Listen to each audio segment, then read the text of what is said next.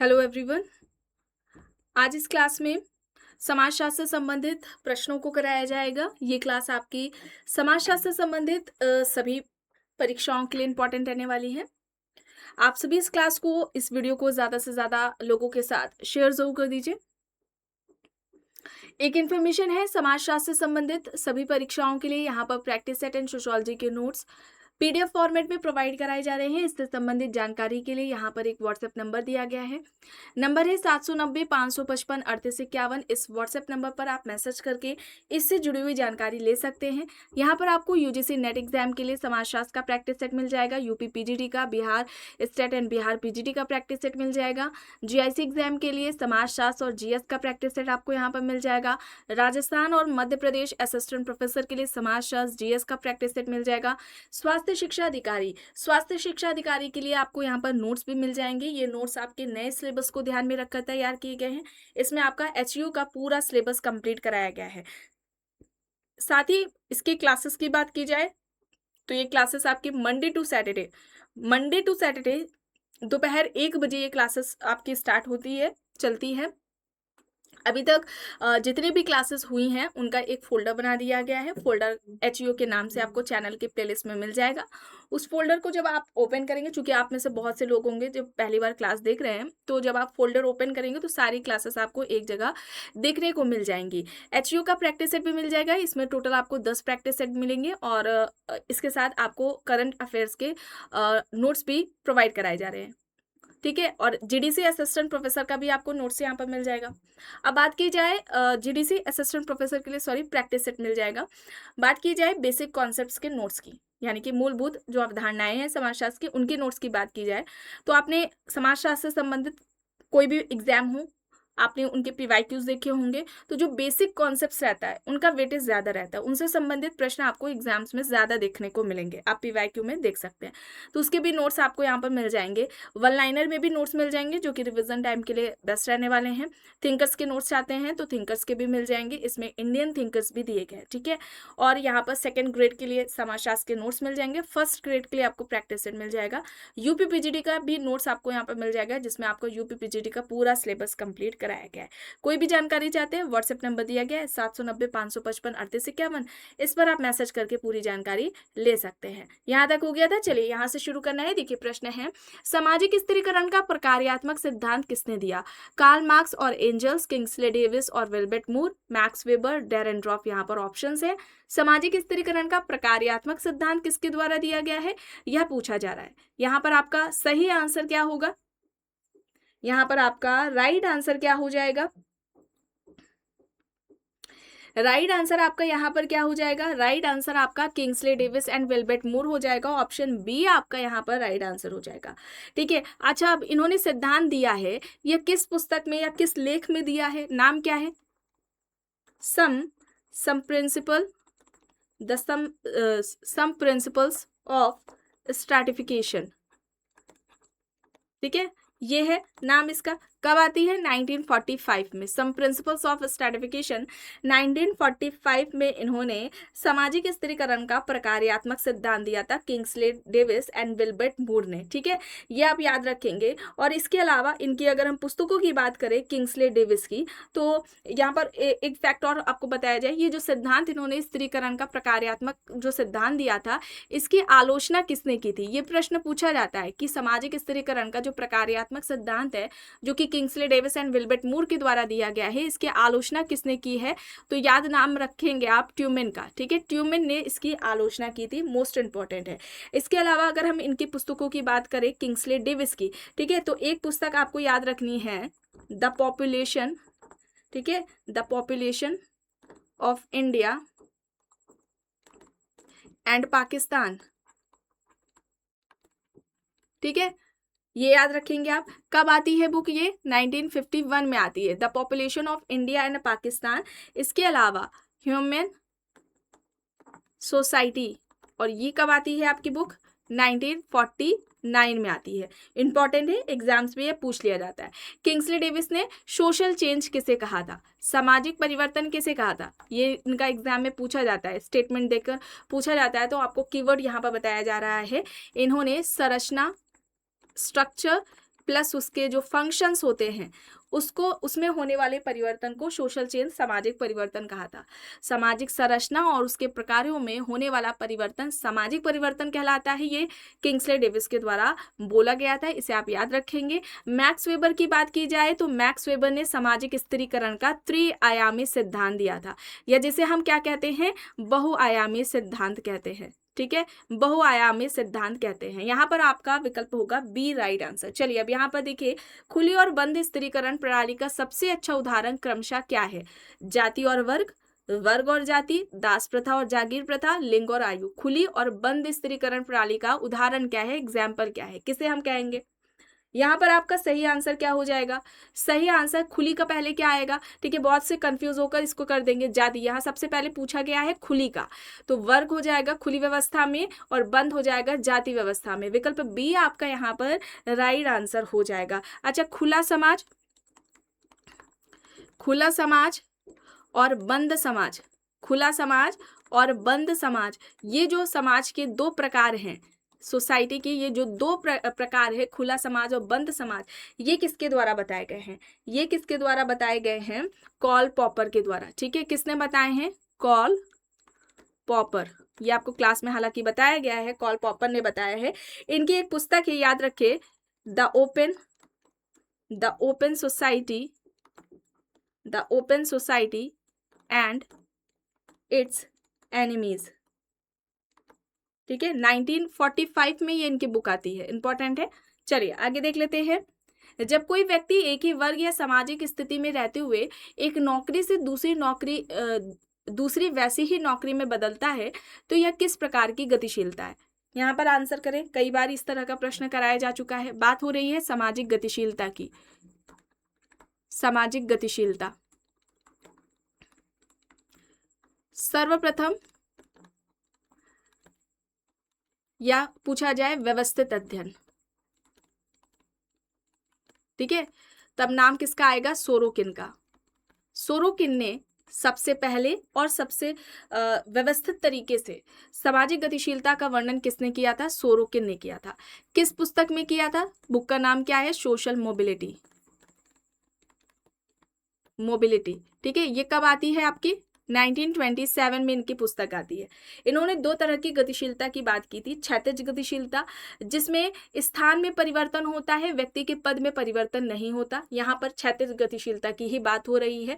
B आपका यहाँ पर सही हो जाएगा। ठीक है, एक नौकरी से दूसरी वैसी ही नौकरी में व्यक्ति बदल रहा है। ठीक है, तो यहाँ पर क्या होगा? क्षैतिज गतिशीलता होगा।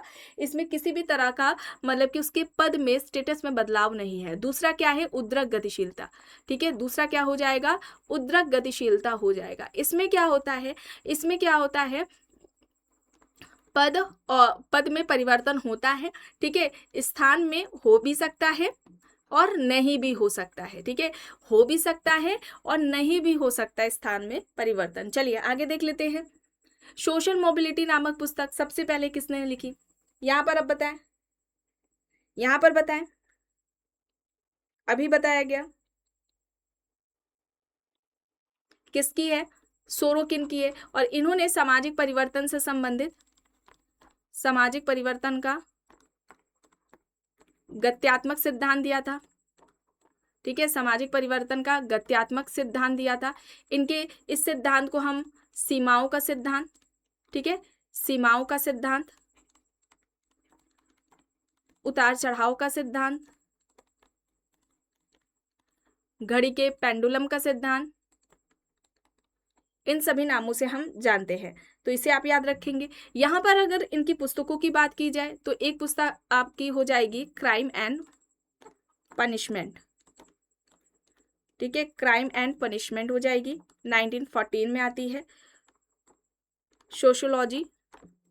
सोशियोलॉजी ऑफ रिवॉल्यूशन हो जाएगी, ये कब आती है आपकी? 1925 में आती है। ठीक है, इंपॉर्टेंट बुक है। सोशल मोबिलिटी आपको बताया ही गया है। और साथ में आप याद रखिए एक पुस्तक कंटेम्पररी सोशियोलॉजिकल थ्योरीज। ठीक है, ये आती है आपके 28 में इंपॉर्टेंट बुक्स बताई गई हैं, ये एग्जाम्स में आपकी पूछ ली जाती है। ठीक है, एक याद रखें, सोसाइटी कल्चर, ठीक है, सोसाइटी कल्चर एंड पर्सनैलिटी, ठीक है, इंपॉर्टेंट है। चलिए आगे देख लेते हैं। सामाजिक परिवर्तन के चक्रीय सिद्धांत से कौन जुड़ा है? अगस्त कॉम्ट है, स्पेंगलर टॉयनबी है, कार्ल मार्क्स हैं, स्पेंसर यहाँ पर दिए गए हैं।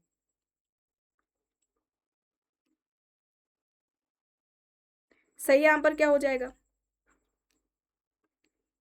परिवर्तन का चक्रीय सिद्धांत पूछा जा रहा है, तो यहाँ पर स्पेंगलर और टॉयनबी हो जाएगा। ठीक है, स्पेंगलर और टॉयनबी का नाम आएगा। स्पेंगलर की बात की जाए, इनकी बुक का नाम क्या है? द डिक्लाइन ऑफ वेस्ट है, ऑफ द वेस्ट। ठीक है, और इन्होंने, याद रखिए, इन्होंने 9 सभ्यता का अध्ययन किया था। ठीक है, 9 सभ्यता का अध्ययन किया था। वहीं पर अगर हम बात करते हैं टॉयनबी का, तो टॉयनबी ने 21 सभ्यता का अध्ययन किया है। ठीक है, 21 सभ्यता का टॉयनबी ने अध्ययन किया है। और इनकी अगर हम बुक की बात की जाए टॉयनबी की, तो जिसमें इन्होंने सामाजिक परिवर्तन का जो इनका चक्रीय सिद्धांत है वो कौन सा है, बुक क्या है? The study of history. The study of क्या है? हिस्ट्री है। और ये जो इनका सिद्धांत है चुनौती प्रत्युत्तर का है, चुनौती प्रत्युत्तर का सिद्धांत है, जो कि सामाजिक परिवर्तन से संबंधित है इनका। ठीक है, ये एग्जाम में इनका सिद्धांत पूछा जाता है, बुक भी पूछी जाती है, कितनी सभ्यताओं पर अध्ययन किया है, ये सभी इस तरह से प्रश्न एग्जाम्स में पूछे जाते हैं। चलिए अब यहाँ पर देखिए, सोरोकिन के अनुसार इंद्रिय परक विचारात्मक संस्कृतियों के बीच डोलने वाली संस्कृति को क्या कहते हैं? भौतिक संस्कृति, आदर्शात्मक संस्कृति, आधुनिक संस्कृति, मिश्रित संस्कृति यहाँ पर दिया गया है। अच्छा, मिश्रित संस्कृति का कॉन्सेप्ट किसके द्वारा दिया गया है, ये आपको आंसर करना है। यहाँ पर आपका आदर्शात्मक संस्कृति हो जाएगा। ठीक है, आदर्शात्मक संस्कृति 3 तरह की संस्कृति के बाद सोरोकिन के द्वारा की गई थी। यहाँ पर आपका विकल्प बी हो जाएगा सही। चलिए अब यहाँ पर देखिए, विकास का उद्विकासीय सिद्धांत समाजशास्त्र में मुख्य रूप से किसने प्रतिपादित किया? समाजशास्त्र में पूछा जा रहा है। ठीक है, केवल उद्विकास का पूछा जाता है ना, उद्विकास का सिद्धांत पूछा जाता, तब नाम वहां पर किसका आता? डार्विन का आता। यहाँ पर पूछा जा रहा है समाजशास्त्र में, तो यहाँ पर नाम किसका हो जाएगा? Herbert Spencer. स्पेंसर को क्या कहा जाता है? स्पेंसर को क्या कहा जाता है? डार्विन का बुलडॉग, डार्विन का बुलडॉग कहा जाता है। इसके अलावा स्पेंसर सामाजिक उद्विकासवादी भी कहलाते हैं। सामाजिक उद्विकासवादी में भी इनकी गिनती होती है, इन्हें कहा जाता है, इन्होंने सामाजिक उद्विकास का सिद्धांत दिया था, सामाजिक उद्विकास का सिद्धांत इन्होंने दिया था। और इन्होंने सर्वप्रथम सामाजिक संरचना की बात की थी। सर्वप्रथम सामाजिक संरचना की जो बात है वो किसके द्वारा की गई है? स्पेंसर के द्वारा की गई है। इसके अलावा इन्होंने समाज के 2 प्रकार बताए थे। ठीक है, समाज के 2 प्रकार बताए थे। एक तो इनका कौन सा है? सैनिक या शिकारी समाज, सैनिक या शिकारी समाज है। दूसरा यहाँ पर क्या हो जाएगा? औद्योगिक समाज। ठीक है, दूसरा क्या हो जाएगा? औद्योगिक समाज हो जाएगा। ये 2 टाइप्स एग्जाम्स में पूछे जाते हैं, सारे फैक्ट्स एग्जाम में आते हैं। यहाँ पर आपका ऑप्शन ए हो जाएगा। चलिए अब यहाँ पर देखिए, संदर्भ समूह शब्द का सर्वप्रथम प्रयोग किसने किया? Merton, Hyman, Muzafer Sherif, Parsons. यहाँ पर ऑप्शंस दिए गए हैं। संदर्भ समूह शब्द का प्रयोग सबसे पहले किसने किया है, यह प्रश्न पूछा जा रहा है। तो यहाँ पर आपका सही आंसर क्या होगा? हर्बर्ट हाइमैन होगा। ठीक है, हर्बर्ट हाइमैन होगा। किसमें किया है? बुक का नाम क्या है? द साइकोलॉजी ऑफ स्टेटस में किया है। कब आती है पुस्तक? 1942 में आती है, इसे आप याद रखेंगे। मर्टन ने समाजशास्त्र में किया है। ठीक है, मर्टन ने समाजशास्त्र में सर्वप्रथम किया है। मर्टन ने समाजशास्त्र में सर्वप्रथम संदर्भ समूह की बात की है, इसे आप याद रखेंगे।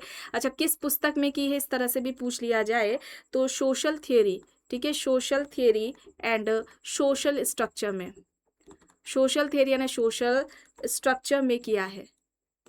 कब आती है बुक? 1942 1949 में आती है। इंपॉर्टेंट है। अब इस तरह से प्रश्न ज़्यादा बन रहे हैं कि अगर कोई कॉन्सेप्ट दिया है तो किस पुस्तक में दिया है, या कोई स्टेटमेंट है तो उन्होंने किस पुस्तक में दिया है। इस तरह से अब ज़्यादा प्रश्न पूछे जाते हैं। अभी हाल ही एग्जाम में इस तरह से प्रश्न पूछे गए हैं। तो यहाँ पर आप याद रखेंगे बी आपका यहाँ पर होगा। हालांकि मुजफ्फर शरीफ ने भी संदर्भ समूह की बात की है। चलिए, यहाँ पर सबसे पहले पूछा गया, इस वजह से आपको यहाँ पर बताया गया है। अब यहाँ पर देखिए, सापेक्ष वंचना की अवधारणा का संबंध किससे है, यह प्रश्न है। पूर्ण गरीबी है, दूसरों की तुलना में खुद को वंचित महसूस करना, सामाजिक सुरक्षा और अपराध यहाँ पर दिया गया। सापेक्ष वंचना, सापेक्ष वंचना की अवधारणा किसके द्वारा दी गई है। यहाँ पर आपका सही क्या हो जाएगा, दूसरों की तुलना में खुद को वंचित महसूस करना, यानी कि ऑप्शन आपका यहाँ पर क्या हो जाएगा, बी राइट आंसर हो जाएगा। और सापेक्ष वंचना की अवधारणा की बात की जाए तो सबसे पहले सापेक्ष वंचना की बात किसके द्वारा की गई थी, स्टॉफर के द्वारा की गई थी। ठीक है, स्टॉफर ने की थी सापेक्ष वंचना की बात, स्टॉफर ने। ठीक है, किस पुस्तक में की थी, बुक इंपॉर्टेंट है, द अमेरिकन सोल्जर बुक आती है आपकी 1949 में। मर्टन ने भी की है। ठीक है, समाजशास्त्र में सापेक्ष वंचना का प्रयोग किसने किया है, मर्टन ने किया है। किस पुस्तक में किया है, social theory and social structure में। बुक कब आती है आपकी, 1949 में आती है। ठीक है, चलिए आगे देख लेते हैं। अलगाव की अवधारणा मार्क्स ने अपनी किस प्रारंभिक रचना में विस्तार से दी। Das Kapital, Communist Manifesto, Economic and Philosophical Manuscript, the German Ideology यहाँ पर दिया गया है, बताएं।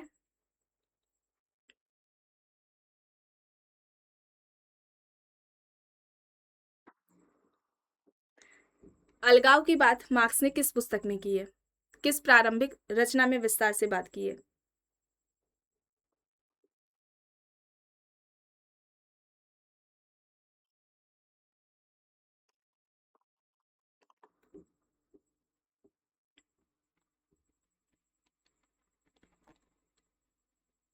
यहाँ पर आपका राइट आंसर क्या हो जाएगा, इकोनॉमिक एंड फिलोसॉफिकल मैन्यूस्क्रिप्ट। ठीक है, और यहाँ पर बुक्स कब आई हैं इसे भी आप याद रखिए। Das Kapital 1867, the communist manifesto 1848, the German ideology 1845। अलगाव के इन्होंने 4 चरण भी बताए थे, और मैक्स वेबर ने नौकरशाही में अलगाव की बात की थी। चलिए आगे यहाँ पर देखते हैं। Urbanism as a way of life, एक जीवन पद्धति के रूप में नगरीयता निबंध किसने लिखा, Robert Park, Louis Wirth, Ernest Burgess, Kingsley Davis यहाँ पर दिए गए हैं। नगरीयता एक जीवन पद्धति के रूप में है, या जो तर्क है ये किसके द्वारा बताया गया है, लुई वर्थ। ठीक है, नगरीयता, नगरवाद, घेटों की अवधारणा, ये सभी लुई वर्थ के द्वारा दी गई है। और नगरवाद के इन्होंने तत्व कितने बताए थे, नगरवाद के तत्व या स्तंभ आप कह ले, 3 बताए गए हैं। जनसंख्या का आकार, जनसंख्या घनत्व, जनसंख्या का आकार, जनसंख्या का घनत्व, और आपका हो जाएगा जनसंख्या विषमता। ठीक है, जनसंख्या विषमता, ये 3 तत्व हैं जो कि लुई वर्थ के द्वारा बताए गए हैं। एग्जाम्स में ये पूछे जाते हैं कि इनमें से किसकी बात वर्थ ने की है या किसकी बात लुई वर्थ ने नहीं की है। चलिए आगे यहाँ पर देख लेते हैं। नगर विकास का सकेंद्रीय क्षेत्र मॉडल किसने प्रस्तुत किया, Homer Hoyt, Park and Burgess, Harris and Ullman, Patrick Geddes. यहाँ पर ऑप्शंस दिए गए हैं। नगर विकास का सकेंद्रीय क्षेत्र मॉडल किसके द्वारा दिया गया है। यहाँ पर आपका सही आंसर क्या हो जाएगा, पार्क एंड बर्गस हो जाएगा। Option b Park and Burgess है। नगर विकास का सकेंद्रीय मॉडल पार्क एंड बर्गस का है। ऑप्शन बी आपका यहाँ पर सही हो जाएगा। अब यहाँ पर देखिए, ग्रामीण नगरीय निरंतरता की अवधारणा पूछी जा रही है। M N. Srinivas, Robert Redfield, G S. Ghurye, Louis Wirth यहाँ पर ऑप्शंस है। सही आपका यहाँ पर क्या हो जाएगा, राइट आंसर क्या हो जाएगा,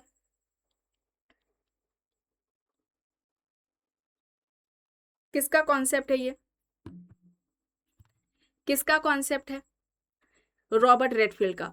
रॉबर्ट रेडफील्ड की और भी हैं अवधारणाएं, जैसे कि लघु समुदाय, एक लघु समुदाय है। ठीक है, लघु समुदाय हो जाएगा। फिर आपका एक लघु परंपरा व दीर्घ परंपरा की अवधारणा है। ठीक है, इसे आप याद रखेंगे। लघु परंपरा व दीर्घ परंपरा की अवधारणा, लघु समुदाय की अवधारणा है लोक समाज।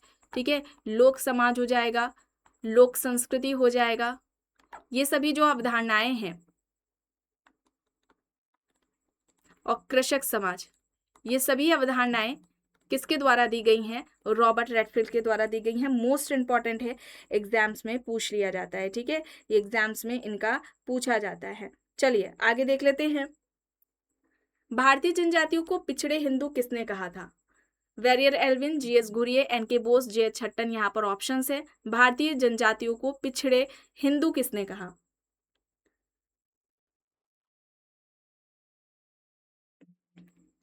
यहाँ पर सही क्या हो जाएगा?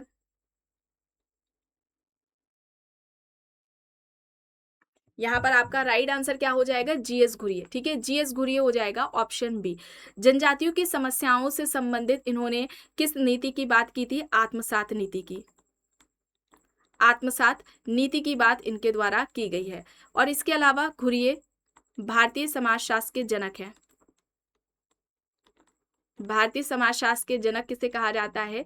घुरिये को कहा जाता है। इसे आप याद रखेंगे। घुरिये ने सर्वप्रथम व्यवस्थित जाति का अध्ययन किया था। ठीक है, जाति का अध्ययन किया था सबसे पहले किसने? व्यवस्थित तरीके से। इस तरह से भी प्रश्न पूछा जाता है, तो याद रखेंगे आप किसके द्वारा किया गया था? घुरिये के द्वारा किया गया था। इनकी पुस्तकों की कुछ अगर बात की जाए तो caste and race in India है। कब आती है ये पुस्तक? 1932 में आती है। जो एग्जाम्स में आती है वही आपको यहाँ पर बताई जा रही है।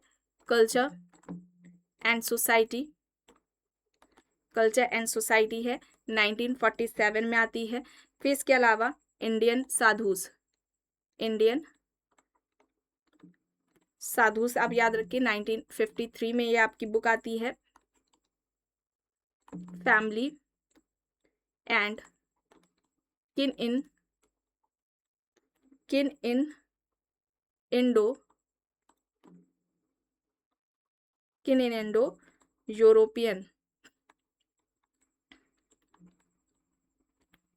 कल्चर। ठीक है, ये भी है इनकी पुस्तक, 1955 में आती है। ये सारी जो बुक्स बताई गई हैं आपको जेएस घुरिये के एग्जाम्स में आती हैं, इन्हें आप याद रखेंगे। जनजातियों को, भारतीय जनजातियों को इन्होंने पिछड़े हिंदू कहा था। जनजातियों को दूर करने के लिए इन्होंने आत्मसात की नीति की भी बात की थी। भारतीय समाजशास्त्र के जनक घुरिये हैं। सबसे पहले व्यवस्थित तरीके से जाति का अध्ययन घुरिये द्वारा किया गया था। Caste and race in India इनकी पुस्तक है। कल्चर एंड सोसाइटी है। इंडियन साधुस है। फैमिली एंड किन इन इंडो यूरोपियन कल्चर इनकी पुस्तक है। वहीं पर अगर घुरिये की बात की जाए तो इन्होंने जाति व्यवस्था की रीढ़ किसे बताया था? ये एग्जाम में पूछा जाता है। जाति व्यवस्था की रीढ़ किसे कहा था? इस तरह से पूछा जाता है। अंतःविवाह को। किसे बताया था? अंतःविवाह को इन्होंने बताया था। चलिए आगे देख लेते हैं। भारत में अपेक्षाकृत अलगाव की नीति के माध्यम से जनजातियों के संरक्षण की वकालत किसने की? GS Ghurye, Verrier Elwin, BR Ambedkar, Jawaharlal Nehru. यहाँ पर ऑप्शंस दिए गए हैं। आपका सही आंसर क्या हो जाएगा?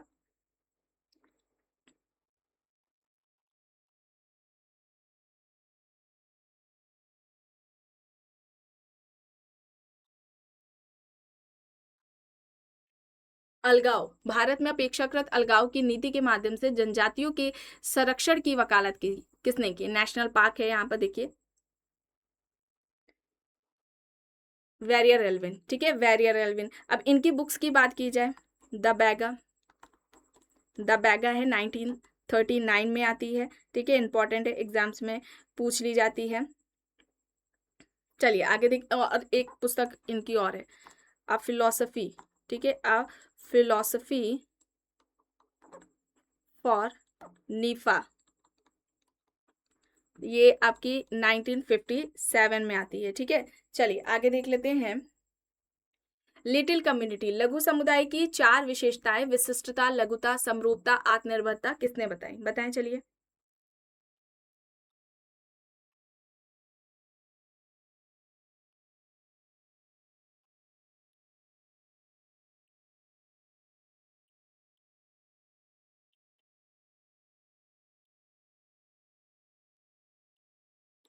यहाँ पर आपका सही क्या हो जाएगा?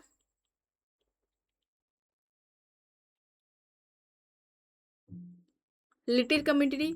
लिटिल कम्युनिटी किसका कॉन्सेप्ट है? लघु समुदाय। रॉबर्ट रेडफील्ड, इन्होंने लघु समुदाय की 4 विशेषता, लघुता, विशिष्टता, समरूपता, आत्मनिर्भरता बताई थी। ठीक है, ये आप याद रखेंगे। अच्छा, इनका सबसे पहले ये जो लघु समुदाय है, एक प्रश्न पूछा जाता है, लघु समुदाय का सर्वप्रथम परीक्षण किसने किया? लघु समुदाय का सर्वप्रथम परीक्षण किसने किया? क्योंकि इन्होंने लघु समुदाय को क्या कहा था, स्टेटमेंट इन्होंने दिया था ना, लघु समुदाय, गांव क्या है? लघु समुदाय है। एक सेकेंड, रॉबर्ट रेडफील्ड ने क्या कहा था? गांव लघु समुदाय है। इन्होंने गांव में लघु समुदाय की ये 4 लक्षण, लघुता, विशिष्टता, समरूपता, आत्मनिर्भरता देखी, तो गांव को इन्होंने कहा लघु समुदाय है। तो जब इन्होंने कॉन्सेप्ट दिया, तो सबसे पहले जो लघु समुदाय का परीक्षण है भारतीय संदर्भ में किसके द्वारा किया गया था? ब्रजराज चौहान के द्वारा, BR चौहान के द्वारा। इन्होंने कहाँ पर किया था? सादरनी पर। ठीक है, सादरनी राजस्थान का है, राजस्थान का गांव है सादरनी, वहां पर सबसे पहले इन्होंने परीक्षण किया था, ये आप याद रखेंगे। और इनको जो वहां पर जो लघु समुदाय से संबंधित 4 विशेषताएं बताई थी, चौहान को समरूपता, ठीक है, समरूपता और आत्मनिर्भरता, इन्होंने वहां पर इसका अभाव देखा था, यानी कि ये उन्हें समरूपता और आत्मनिर्भरता वहां पर नहीं पाई थी सादरनी गांव में। तो इन्होंने कहा था भारत के संदर्भ में ये कहना कि गांव लघु समुदाय है, ये यहाँ पर सही नहीं है। इनकी पुस्तक का नाम क्या है? आ राजस्थान विलेज। पूछा जाता है सबसे पहले किसने परीक्षण किया है, तो याद रखेंगे ब्रजराज चौहान के द्वारा किया गया है। इंपॉर्टेंट है, एग्जाम्स में अक्सर पूछ लिया जाता है। लघु समुदाय, यहाँ पर अगर पूछा जाए, रॉबर्ट रेडफील्ड ने समुदाय के प्रकार कितने बताए थे? ठीक है, समुदाय के प्रकार कितने बताए? तो 3 बताए इन्होंने। एक लघु समुदाय, लघु समुदाय है, दूसरा हो जाएगा मध्यम समुदाय, और तीसरा आपका क्या हो जाएगा? वृहद समुदाय। ठीक है, ये 3 इन्होंने टाइप बताए थे कम्युनिटी के। चलिए आगे देख लेते हैं, जजमानी व्यवस्था का भारत में सबसे पहले व्यवस्थित अध्ययन किसने किया? Oscar Lewis, William Wiser, M N Srinivas, Yogendra Singh. यहाँ पर ऑप्शन है, देखिए पूछ लिया जाता है व्यवस्थित अध्ययन, ये पूछा गया। एक पूछ लिया जाएगा जजमानी व्यवस्था, अवधारणा किसकी है ना, अवधारणा किसकी है, इस तरह से भी पूछा जाता है। तो किसके द्वारा किया गया था? विलियम वाइजर के द्वारा किया गया था। किस पुस्तक में? बुक भी इंपॉर्टेंट है, द हिंदू जजमानी सिस्टम, क्योंकि इस तरह से अब ज्यादा प्रश्न पूछे जा रहे हैं, कौन सा कॉन्सेप्ट किस पुस्तक में दिया है। और इन्होंने क्या कहा था? जजमानी व्यवस्था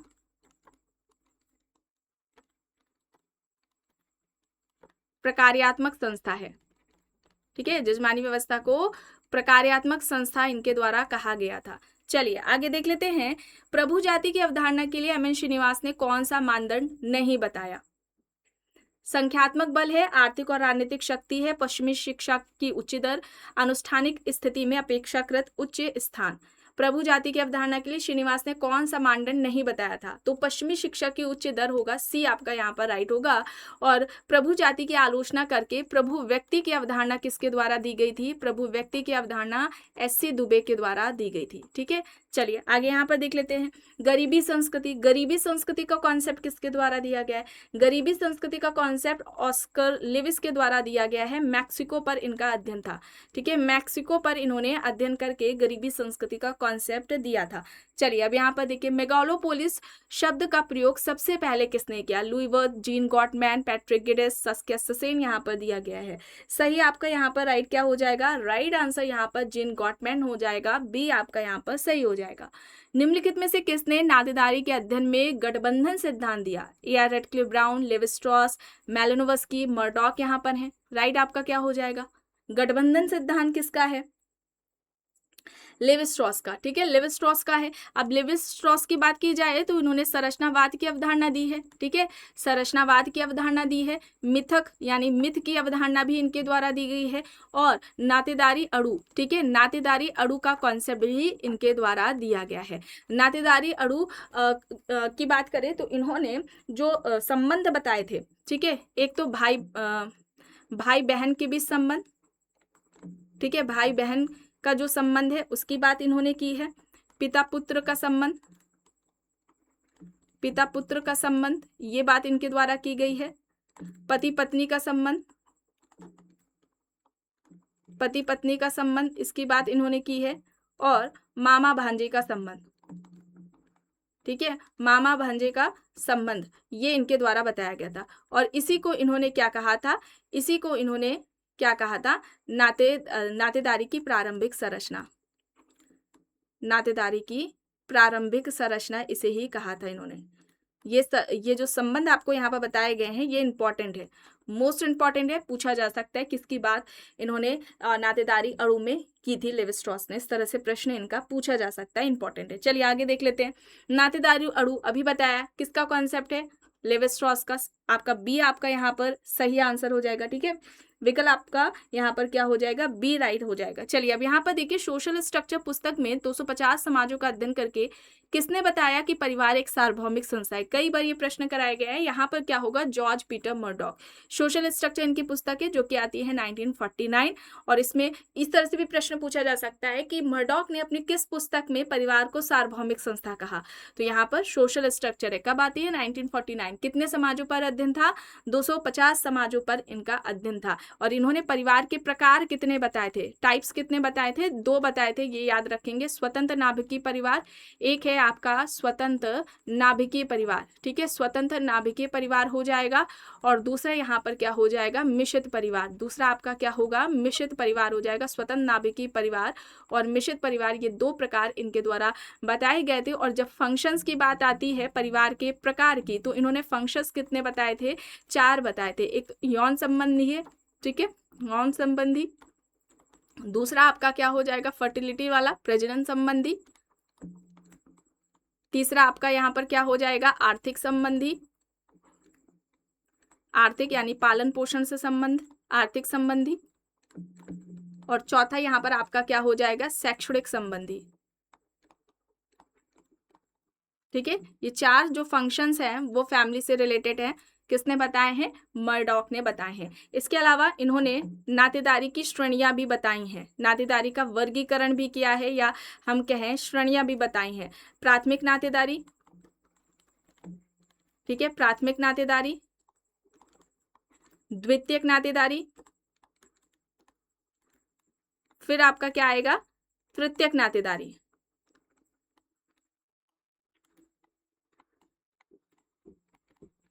तो प्राथमिक नातेदारी में 8 आ जाएगा, द्वितीयक नातेदारी में 33 आ जाएगा, और तृतीयक नातेदारी में आपका 151 आ जाएंगे, ठीक है। ये एग्जाम में पूछा जाता है कि प्राथमिक नातेदारी में इन्होंने कितने बताए थे, द्वितीयक में कितने बताए, तृतीयक में कितने बताए, इस तरह से प्रश्न इनका एग्जाम्स में पूछा जाता है। चलिए आगे देख लेते हैं। लैंगिक असमानता एक सामाजिक रूप से निर्मित अवधारणा है, जबकि लिंग एक है, मनोवैज्ञानिक तथ्य है, जैविक तथ्य है, सांस्कृतिक तथ्य है, या फिर आर्थिक तथ्य है। यहाँ पर क्या होगा, यहाँ पर आपका राइट आंसर क्या हो जाएगा, जो जेंडर है, ठीक है, जेंडर इनइक्वालिटी की अगर हम बात करें तो यह सामाजिक रूप से निर्मित है। जेंडर क्या है, सामाजिक रूप से निर्मित है, जबकि अगर हम लिंग की बात करें तो यह एक जैविक तथ्य है। बी आपका यहाँ पर सही होगा। आखिरी प्रश्न है, केरल के नायर समुदाय में पाए जाने वाले संयुक्त परिवार को क्या कहा जाता है, क्या कहा जाता है संयुक्त परिवार को। केरल में जो नायर कम्युनिटी है उसमें ज्वाइंट फैमिली को हम क्या कहते हैं, थारवाड़ कहते हैं, थारवाड़। बी आपका यहाँ पर सही हो जाएगा। आज की इस क्लास में बस इतना ही। आई होप ये क्लास आपको पसंद आई होगी। पसंद आई है तो प्लीज लाइक करिएगा, कमेंट करके जरूर बताइएगा। चैनल पर अगर आप नए हैं तो चैनल को भी जरूर सब्सक्राइब कर लीजिएगा, एंड इस वीडियो को जितना हो सके ज्यादा से ज्यादा लोगों के साथ शेयर भी जरूर करिएगा।